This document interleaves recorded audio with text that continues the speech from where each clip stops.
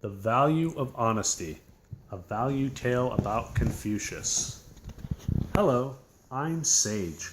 You might expect me to say, who, like most owls do. But I also ask where, when, how, what, and why. I knew a boy who grew to become one of the most famous people in history because he was so wonderfully honest. Who? His name was Confucius. Where?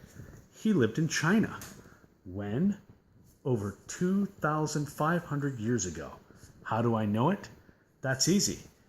You can imagine me as his true voice, the voice inside Confucius that helped him listen to his best thoughts and guided him on his path. Confucius started his journey when he was not much older than you. What did he do? Well, let's find out together.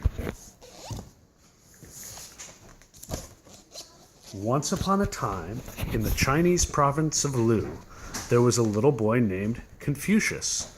His father was an old man when Confucius was born, and he was happy to have a son late in life. His father would often tell Confucius how proud he was of him and how certain he was that his son would grow into a wise and honest person. Confucius loved his father dearly. But all too soon his elderly father died, and it was very difficult for Confucius and his mother. Confucius was sad, but was determined to become the man his father hoped he would be, and the person he himself wanted to be, a wise and honest man. This is where I, Sage, come in. Of course, Confucius couldn't really see me, but I'm a fun way to imagine him listening to that good voice inside him, his true voice. One day, little Confucius wondered, how do I become wise? I appeared and whispered, hello, my name is Sage. You've already begun. Ask yourself what is true. In truth, you will find honesty, and in honesty, you will find the best answers. Then Confucius said, I like to read books because sometimes I find the answers there.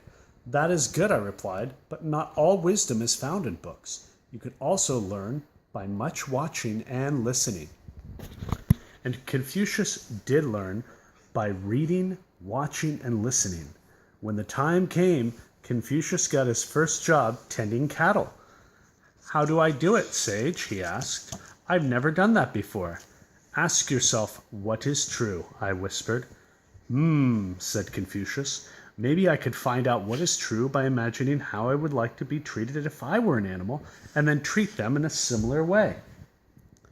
Confucius laughed at that when he imagined and realized he needed to find a way to do his job that was practical, and so he did. He took care of the cows in a way that he would have liked to be taken care of. The cattle grew up happy and healthy and multiplied, and the owner was so pleased that he gave Confucius a new job, measuring and selling grain. On his first day of selling grain to the townspeople, Confucius was given some advice from a dishonest seller. There is no need to put a full measure of grain into the bag. No one will be aware, and you'll make more money like I do. But I whispered in Confucius's other ear, what is true? Confucius smiled as he listened to himself. I would like to be treated honestly, he said, so I will be honest with others. Then he filled his sacks with the full measure of grain. Word of Confucius's honesty spread, and many people admired him. One day, a wealthy man asked Confucius if he would become a teacher to his son. Confucius said he would be willing to teach all who were interested in learning, but that he would only charge those whose fathers had the money to pay, while other children would be able to attend his school for free. Confucius never shouted or scolded at his students, but when they would misbehave, he would send them away. I will not force anyone to listen to me, he would often say. Do you think it is good to listen? Yeah. Confucius's fame as a great teacher spread, and he would often travel to give his lessons. In those days, people traveled by foot, so Confucius would walk far and wide to spread his teachings. Confucius gathered many followers, read in many libraries, and even studied music. He learned to play an instrument and how to sing more than 300 songs. Do you think it might be fun to play music and sing? You do? I do. Once on his travels, though, something terrible happened.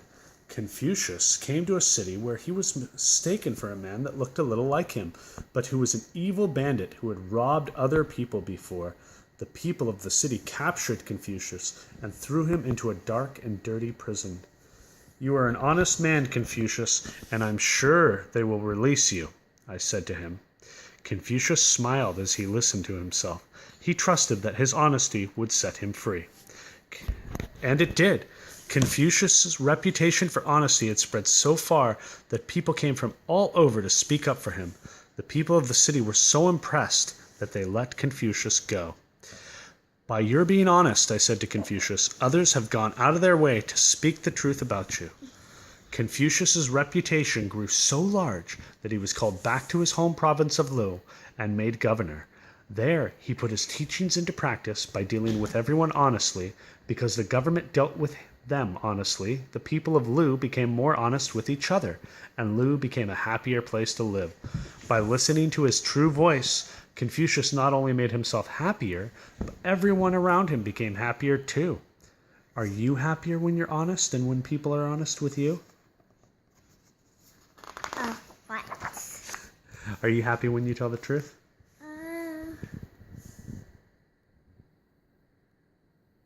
Okay. Yeah. Even when he was very old, Confucius continued to teach. He would do it by asking his followers questions. The words integrity, honesty, both mean telling the truth. He would say, "Can anyone tell me which of them must always come first?" One person replied, "Integrity means telling the truth first to yourself, while honesty means telling the truth to others." I hooted to Confucius. "People are learning so much from you." Today, China, like the rest of the world, has changed in many ways, but the wisdom of Confucius is still being learned. One of his most famous sayings was, "Do not impose on others what you do not wish for yourself," known as the Golden Rule. This phrase is still used today. Now, as our story ends, you might want to think to yourself about, does this being honest make good sense to you? What do you decide to do with your life that may be different from the path that Confucius chooses? But whatever you choose, you may discover that when you are honest with yourself and others, you can be happier too, just like our good friend Confucius.